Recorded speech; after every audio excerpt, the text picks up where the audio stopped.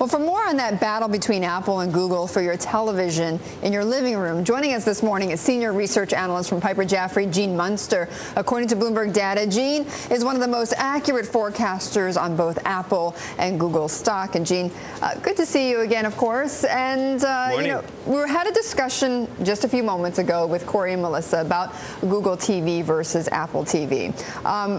First off, the price points between the two. How much is that going to affect whether or not common people pick them up?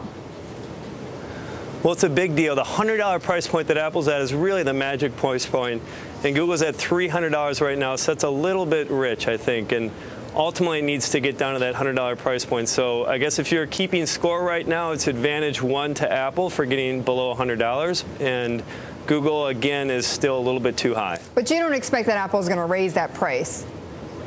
No, I think what we're seeing right now really is the first inning of what's going to be a very long battle between Apple and Google for the television. And fundamentally, over the next decade, TV is going to change. And what we're seeing right now is just that first step.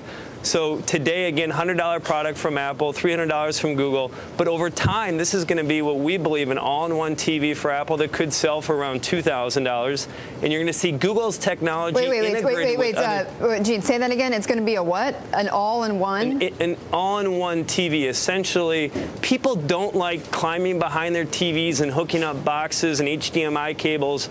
And that's essentially what these two offerings are today.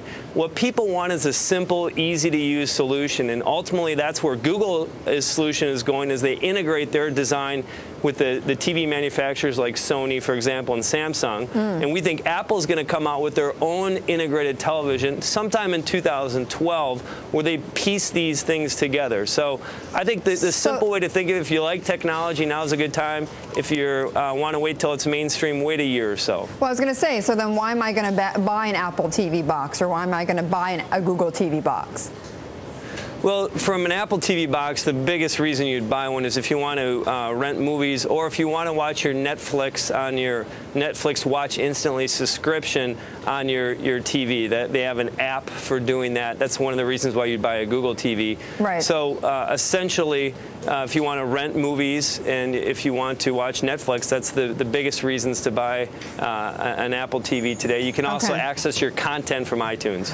Content, that's the missing piece, though, Gene. I mean, you know, it's great if you get the hardware all set up for people to buy, but if you don't have the content, and that is why Larry Haverty at Gamco says that if you don't have the content, these are just going to end up being marginal products.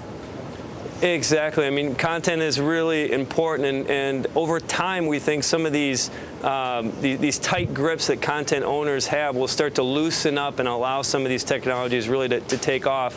If you look at some of the things that Apple's doing, for example, in Maiden, North Carolina, if you go to YouTube and you search for Apple Data Center, you will see this a flyover of a massive data center that Apple's building. We have no idea really what it's for, but that could be used for content, basically for them hosting some content for these television solutions. So you're right, content's important, but over the next few years that's going to start to open up, and I think you're going to see more accessibility with these internet-based television applications. Okay, Gene, we'll leave it there, but good to talk with you as always.